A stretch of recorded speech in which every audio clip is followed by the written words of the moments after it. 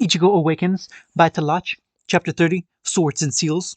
Swords and Seals, Shiba Estate. Hours passed after that set of revelations at the captain's meeting. Yamamoto ordered the Hokuku to be considered on par with the Holy Relic and sealed away immediately, which Tessa and Hichigen started working on immediately. Soifun tried to protest that Yoriichi wasn't giving back her station, but those complaints died when Yoriichi herself made it clear that she'll operate on her own terms in order to focus on training Ichigo and his friends, and made it in order for Soifun to fulfill her duties as leader of the Onmitsukuto. Yamamoto had made another decree for all Shinigami to train harder, and lieutenants were required to learn Bankai as soon as possible. Kenpachi was eager to start his training by fighting Ichigo, but after a quick checkup from Unohana, it was put on hold until he was recovered from having the Hokuku torn from his being.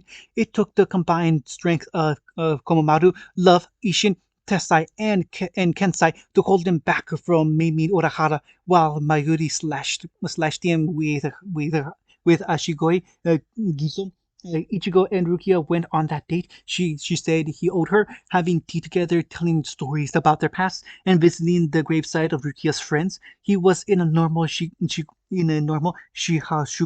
again while she wore the dress Uryu made. Their date was coming to a close at the Shiba home, where people started gathering.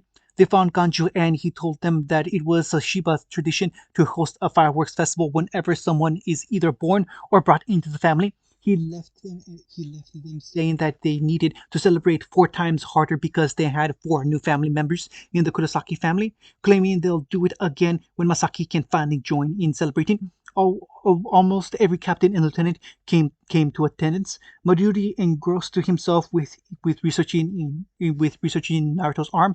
Toshiro was visiting Momo in the hospital, and Tessai and Hachi were working on sealing away the Hokuku. The divisions welcomed the returning captains surprisingly easy, as they brought swift order back into the squads, and the Kido Corps sorely missed their previous leaders. What surprised people was that Byakuya and several elders of the Kuchi clan came to attend. That's something I never thought I'd see, Rukia said, seeing her clan's leaders come to the party. They don't socialize much, Ichigo asked, seeing Byakuya nod at him before going to Kukaku as they began talking. From what I heard, the duo heard from behind them. The Kuchi clan are a stiff bunch, while the Shibas are much relaxed in their actions. They turned to see what could be described as a smaller male Yuruichi. He smiled before giving a slight bow. I'm Yushiro Shihoin, 23rd clan head, the younger brother of Yoruichi. Thank you for taking care of my sister Ichigo Kurosaki. No problem, Ichigo said, holding out a hand to shake, which Yushiro took gratefully. She helped me quite a lot. I take it she's made amends with her clan. I was always ready to forgive Onisama, he said with a smile. She was put back into the clan registry the second we got news of the situation. His mood then turned gloomy as tears formed in his eyes. But I still haven't seen her. I miss her so much. Stop crying, Yoruichi said, suddenly showing up behind her brother. The clan head shouldn't cry. Yoruichi attempted to hug his sister before she punched him on the head. Hold yourself with more dignity, Yushiro. The other clans are here. Yes, Onisama, he said, just happy to see his sister again. She then pulled him away from Ichigo and Rukia. Come on, tell me how you've been, she said, deciding to spend some time with family as the current festivities dictated. His eyes shined, and she regretted her choice. Soon Kogen Hiko and Shirogan Hiko came by to pull Ichigo away for the ceremony, telling him he could continue his date later. He was brought to a stage where the rest of his family were waiting for him, with Yuzu and Karin in ceremonial kimonos. Yuzu's were white with autumn leaves, while Karin's looked like a starry sky. Oni-chan! Yuzu cheered when Ichigo showed up, twirling around to show off her kimono. How do I look? Ichigo chuckled at his little sister, seeing that even Karin couldn't help but show off as well. You both look lovely in those. He smiled down at them as they all hugged each other. Ishin smiled in pride at his family as the finishing touches were made. Thank you all for coming. Kukaku yelled out at the assembled guests, Soul Reapers and Rukon folk, nobles and peasants, all socializing in the light of the Shiba festivals. It is my joy and privilege to usher in the new members of the Shiba clan. She gestured to the three siblings, as all eyes fell on them. My cousins, Ichigo, Yuzu, and Karin Kurosaki. Everyone began clapping as Ganju and his group started shooting off fireworks, setting the sky ablaze with a rainbow of flashing lights. Now let's have fun, she yelled as most people in attendance cheered in unison. Soon everyone gave in to the merriment. Rangiku, Ishin, and others were drinking. The nobles were drinking the no were drinking the nobles conversing normally amongst themselves as friends. Children were playing games set up at various stalls. Every now and then, a single firework to light up the sky and tease the coming show. All displayed that the Shiva clan was coming back and brought people together in celebration. After a couple of hours, Ichigo managed to find Rukia again, and they continued with their day, finding someplace quiet to enjoy themselves. So, happy to become a Soul Reaper? Rukia asked, munching on some rice dumplings they got. You finally got to meet of the rest of your family after all? Ichigo merely chuckled. The whole Shinigami bit is debatable, Ichigo admitted as they sat down, but I'm glad I found the other half of my family. He wrapped an arm around her shoulder and pulled her in. I'm also glad I met you. The intimate action forced her to blush as she prayed he wouldn't catch it. Are you blushing? She was not lucky. No, I'm not, she tried to deny as she turned away. Yes, you are, continued playfully making her face him again. Now your obsession with bunnies makes sense. You're as cute as one, he said, only adding fuel to the fire. Listen, you fool, she said, trying to regain some dignity. I do not resemble them. They are the cutest little balls of fur in the whole world, she ranted before Ichigo put a pair of white bunny ears on her head, just something he won earlier. There, a cute little snow bunny, he said, smirking in victory as steam came off of Rukia's head. She was about to yell at him when hundreds of fireworks lit up the sky. Even more magnificent than when the party started, the Shivas lived up to their title of fireworks masters. Ichigo and Rukia stared in awe of the beautiful flashes. Ichigo pulled Rukia in front of him and held her securely against him. Good date? He asked, looking down at her. She smiled and pulled him in for a simple kiss. It's a start, she told him as he returned the kiss. The next day, captain's meeting. The parties ended, and work began in earnest for the returning Soul Reapers. Lisa decided to join Ishin's new squad to manage things at the Shoten that Hyori would soon take over as the main base for Squad 15. Hyori would handle the technical stuff, while Lisa would keep things in order for Ishin. Urahara and Miyuri began the process of turning Yuzu and Karin into Soul Reapers, while Yamamoto and Ishin discussed their attendance at Academy. Rose, Shinji, and Kensai didn't miss a beat when they returned to the division, except for a few minor hiccups with Mashiro insisting she was Kensei's lieutenant that almost interrupted into a fight before he gave her a badge that said First Lieutenant, while Hisagi got Second Lieutenant. Toshiro continued to visit Momo, trying his hardest to help her recover from the shock of her idol betraying her. Everything was going as normal until Rose found something in his room at his barracks, something that demanded everyone's attention. That leads to now Ichigo entering the meeting room of the first division. Hey Toshiro, Ichigo greeted the small captain. What's this meeting about? Apparently, Captain Otoribashi found something in his office. Hitsugaya explained as the rest of the captains came in. Something again left behind, which is shocking because he's not someone that would leave a trail. So it's something intentional. Soifun chimed in. My Neurohara squads found nothing out of the ordinary with it. Then the head captain called this meeting. That was when Genryusai called the meeting to order. Now, I've called you all here because of a discovery that was made earlier this morning, the ancient man explained before nodding to Rose. This morning, I discovered a keto barrier hidden in my office, he said, opening the letter to read for everyone. It's from Gen Ichimaru. Most of the captains tense at the statement. If you're reading this, I've already betrayed Soul Society and left to follow Susuke Aizen in his quest. Aizen's intentions are to create for himself an army of hollows who, with the powers of Shinigami, retrieve an experiment of Urahara's to further his goals and to create a key to the realm of the Soul King. I've joined him not to help him, but to kill him. Everything I've done was to get into a position to finally kill him. My reasons for this is simple. Revenge. Aizen hurt one of the few people I've ever truly cared for, and I've sworn to kill him.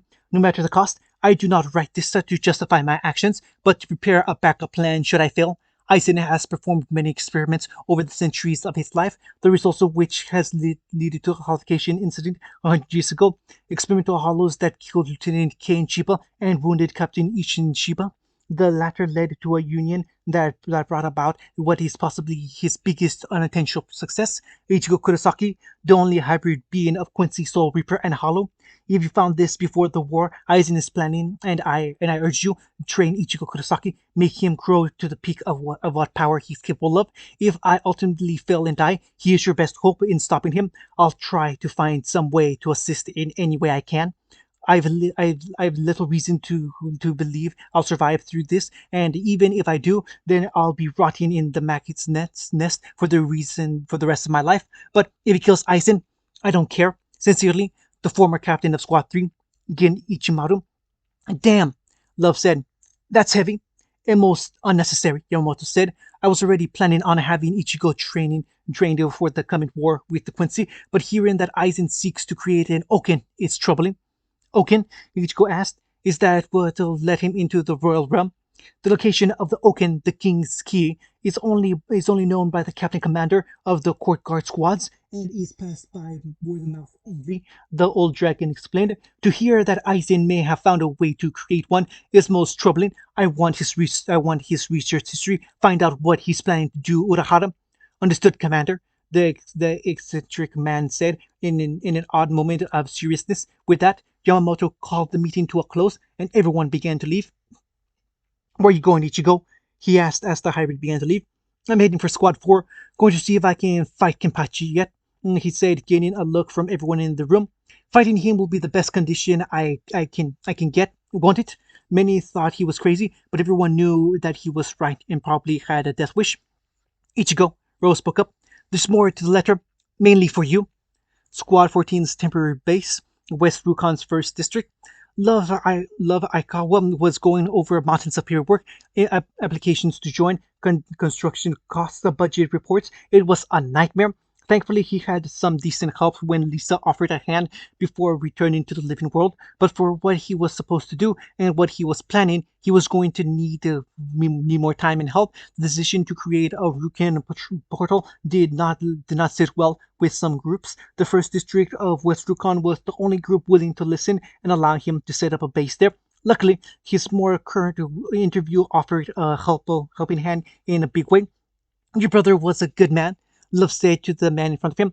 Now what do you believe you can offer to the Ryukin squad, Ganju Shiba? Ganju had his friends with him, dedicating himself to honor his brother's memories by doing some good as Shinigami. I've got the trust of people all over the Rukin district, and I know these districts. He told the returning captain, I could help promote the presence of Soul Reapers in the Rukon district, get reliable people to help with variable odd jobs, and you'll need done, which will help the people of the Rukon as much as the division. I only ask one thing.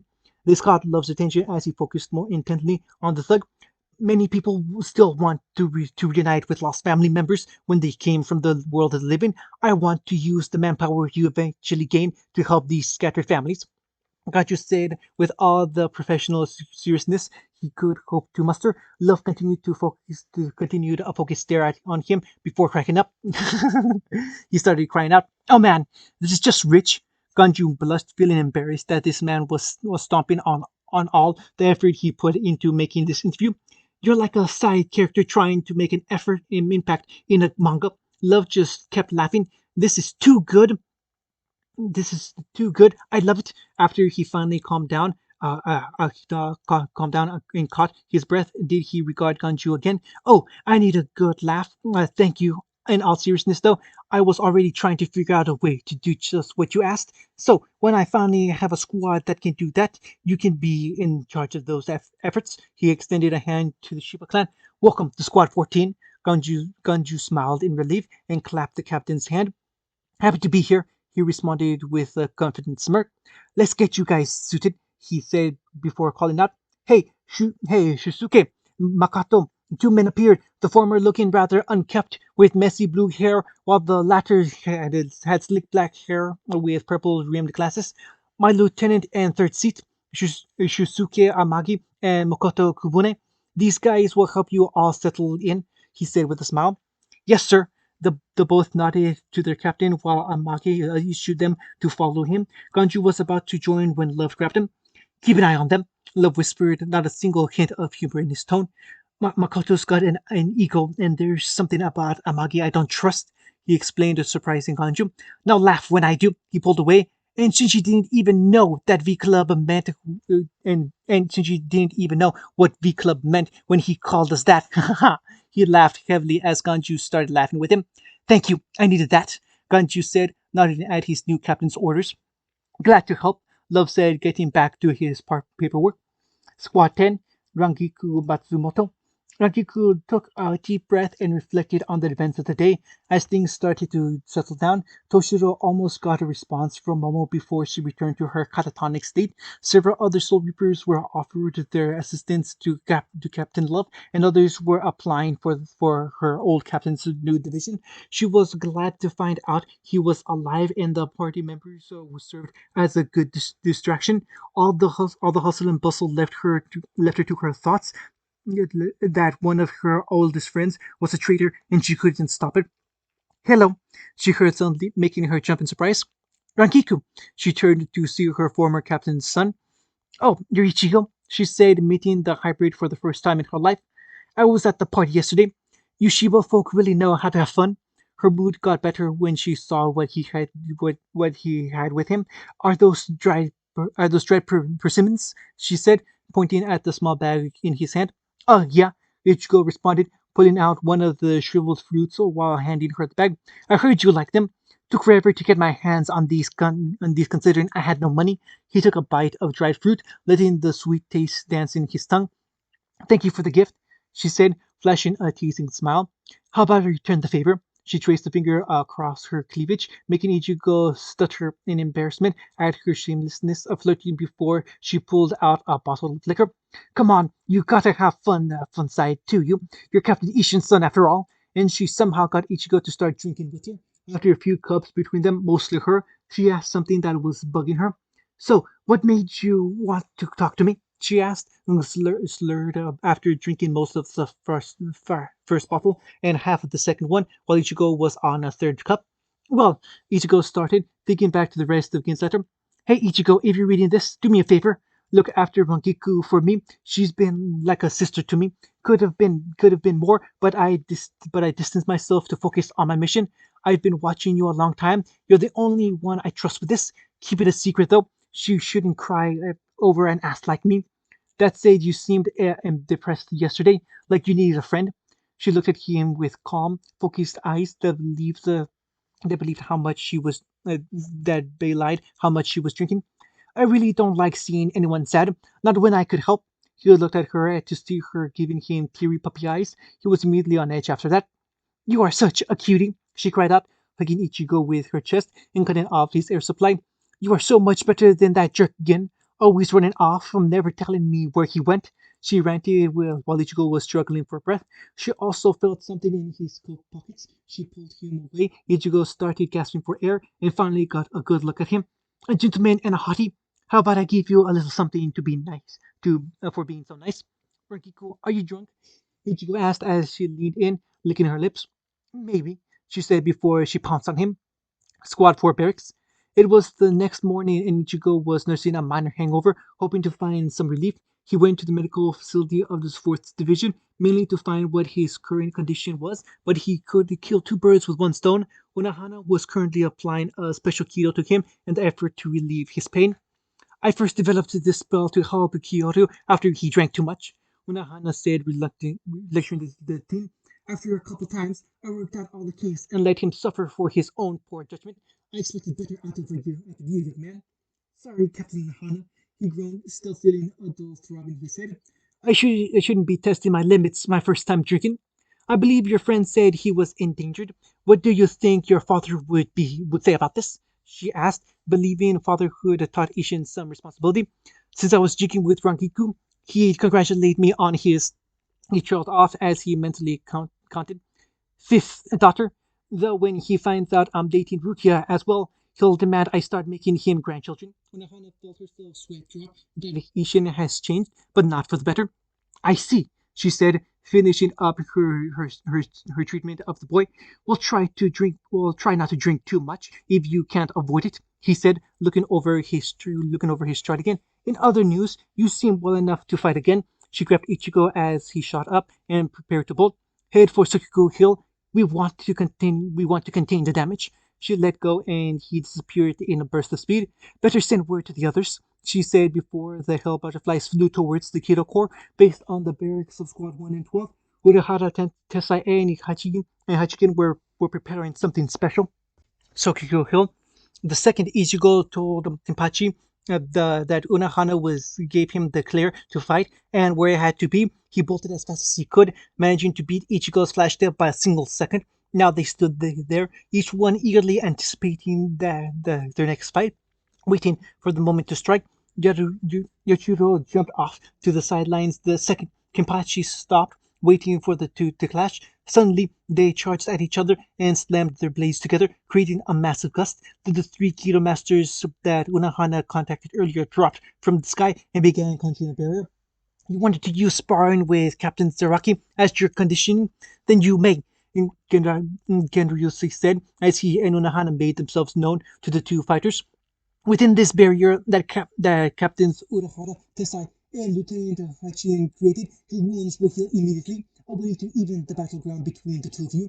A battle of attrition ending only when one of you finally exhausts yourself.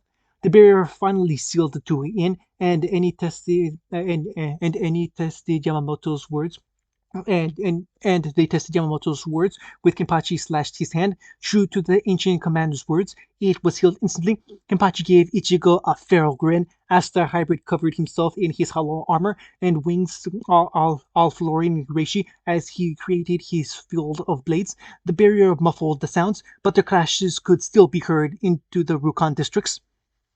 Naruki City, the Sukshin headquarters. Chad took the chance and called the number on the card he was given. After following a set of instructions given to him, when he called, he finally got the location of the group called Execution.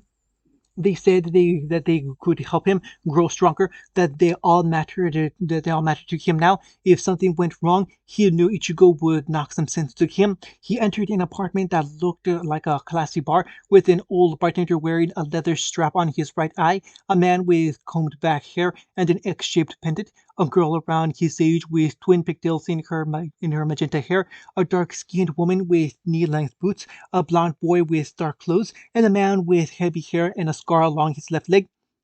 Welcome, Yatsutora Sado, to our execution, the man with the pendant said. I'm Kugo Ginjo. He pointed to the others in the room. The man behind the bar is Yuriko Gutsukawa. The pigtailed girl,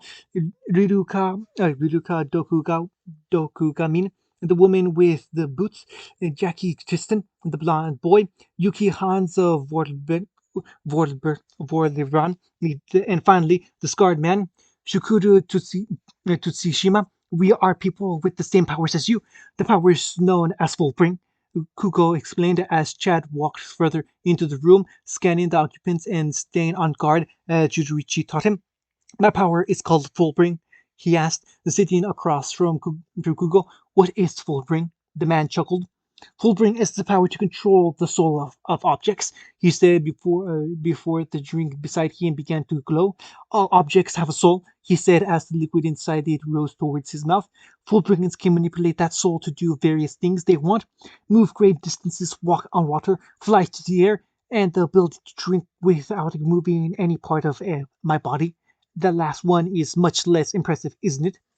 That doesn't explain my arms, Chad said, transforming his right arm. Kugo merely smirked. It actually does. A Fullbringer's signature ability comes from what they have an affinity for, the object they have a strong connection to. That he explained before his necklace turned into a large claymore with an extended handle between the blade and guard. You must take great pride in your arms, Sato. They're what helps me keep my promise, he said, his mind going to his coin medallion in thought. How does one become a Fullbringer? You fought other spirits beings, correct? Kugo asked, making Chad nod in response. You recognize that our powers are closer to Hollows than Soul Reapers, correct? Another nod. Our powers come from the Hollow Reishi left inside one of our parents that survived the attack. The attack then had a child.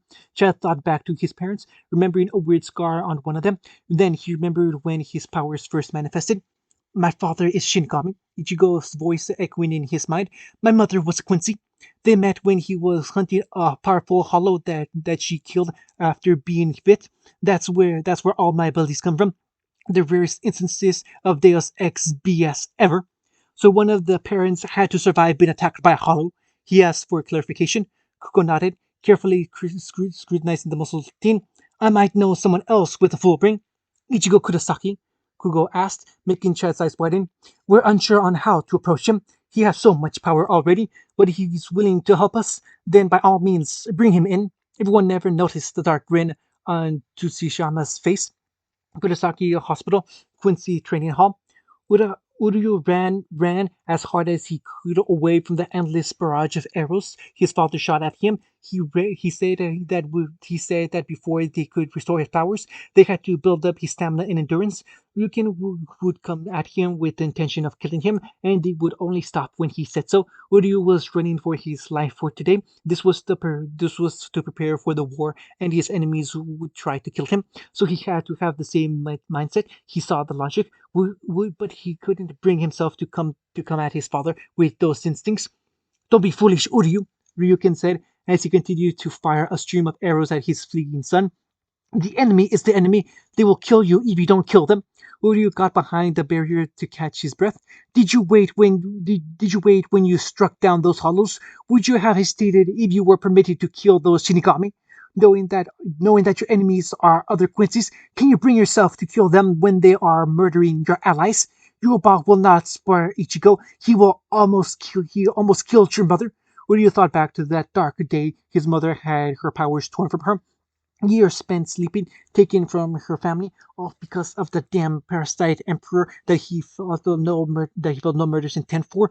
It infuriated him. He hated that man, but he felt his own power refusing to harbor such thoughts. He ran out from behind his cover, forcing every ounce of rage and hate for the man thoughts that threatened to the existence and projected that onto his father, seeing a giant man with long dark hair and a thick mustache looking down on him like an ant. No more! Uryu roared, throwing four giant capsules at the illusion. Feel the wrath of battle and accept this sacred challenge. Hasten! He yelled out, summoning a square prism of silver light from the Ginto. He saw his father now, bracing against the attack, but not even affected. His vision began to blur as he felt his body give out. Grit your teeth, he heard his father say as he was shot in the chest. He collapsed, feeling the spirit arrow pierce his flesh. Pushed to the point of complete exhaustion and shot with spirit arrow 19 millimeters to the right of the heart, he said, walking up to his son, wincing from the collective burns from the spell. Your powers will return to you, my son, he said with a rare smile, looking down at the Quincy marks on Uryu's back, on Uryu's chest that indicated their return. Have to work on that killing intent, though, he said, picking his child up. Let's get you to bed. Sokigyo days later.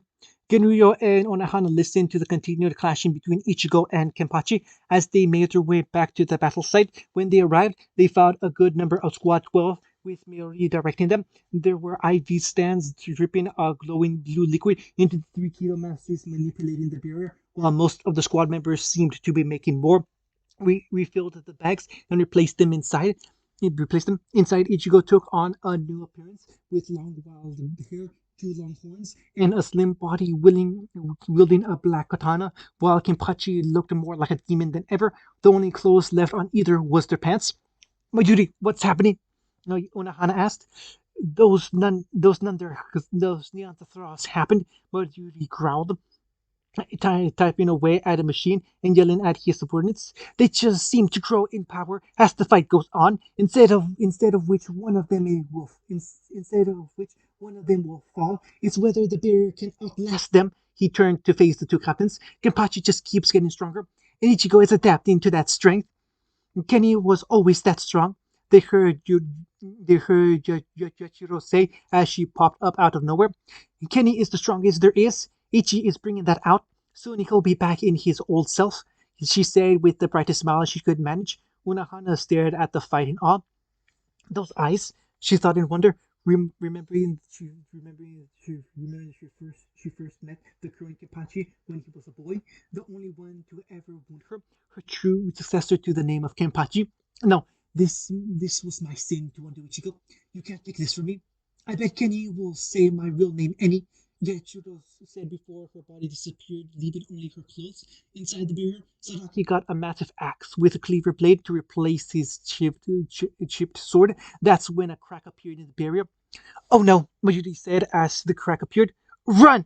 Everyone scrambles to safety, leaving only Unahana and Yamamoto to watch the chaos. And Kenpachi and Ichigo swung their weapons at full force and created a windstorm from the clash, destroying the barrier and blasting the equipment away.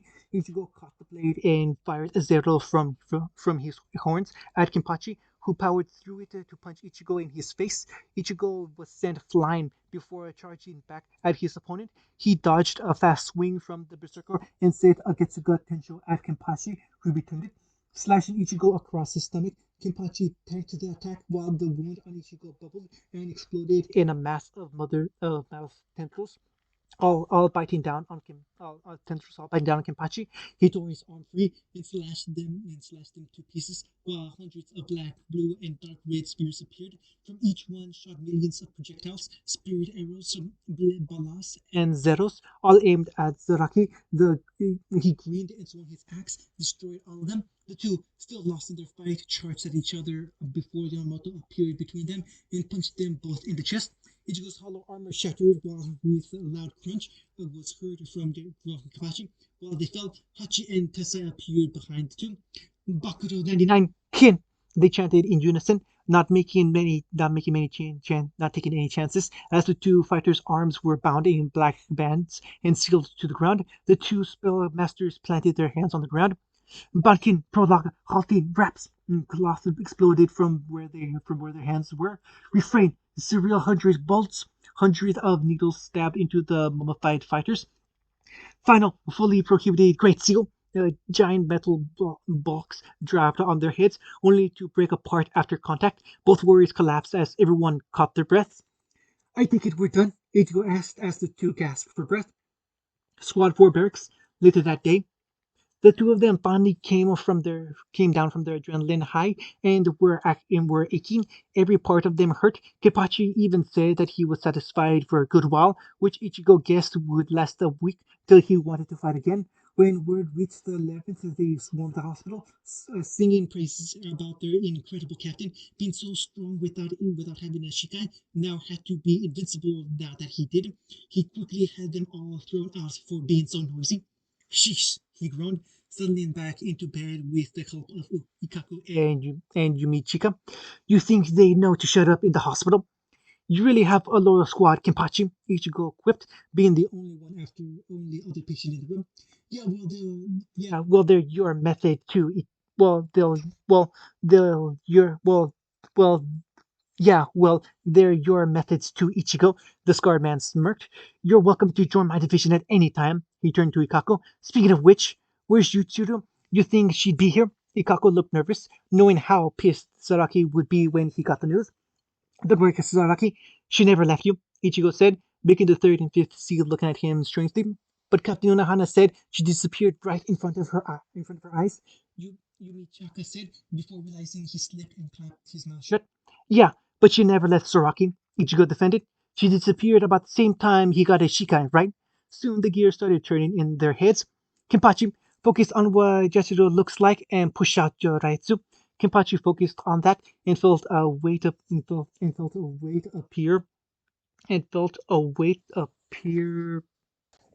on his lap. He opened his eyes to see his surrogate daughter, looking the happiest she's ever been. You finally called to me, she said, tears of joy coming from her eyes. I'm so happy. She wrapped her tiny arms around her wielder, holding him tight. I knew you would. One day you would call to me. Ichi and San kept their promise.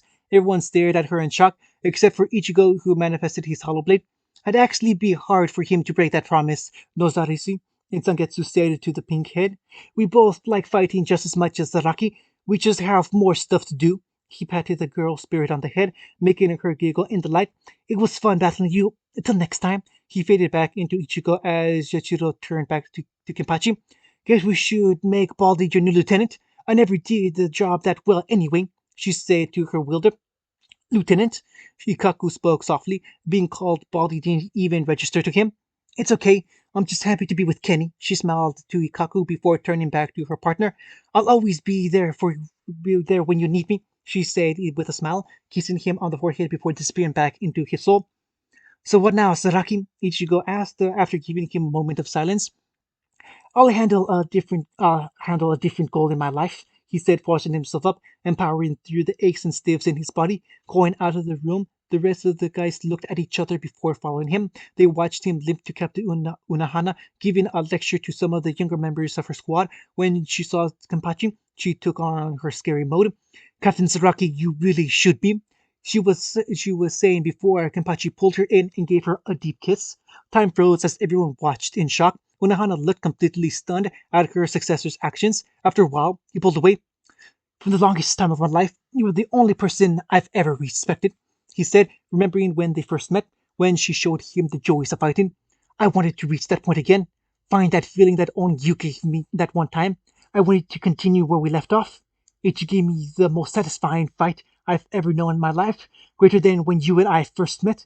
We still need to settle things between us, and I will never kill you. Instead, marry me and become my wife. Everyone held their breaths as silence pervaded the room. All eyes went on the two of them. Okay, Unohana said, still in a state of shock. Great, Kenpachi said, turning on his heel and leaving. I need to do some work rearranging things at my division. We can make plans for the wedding later. Ichigo, you're my best man. He then left, leaving a still stunned Unohana. Everyone, back to your rooms. I need to lie down a moment, Unohana said, walking away with her stunned expression. What happened between them? Ichigo asked himself, planning to ask Yamamoto later. After the inevitable meltdown, he returned to his room to find his father, Urahara, Tessai, and Yamamoto in his room. It's because of the fight. He got unanimous. He got unanimous nods. All right, what now? Ichigo Kurosaki, your powers must be sealed, Yamamoto said. I agree. At this rate, I'd never get a decent match, Ichigo said. No, you don't understand, Yamamoto said. Your powers must be sealed completely. End of chapter 30.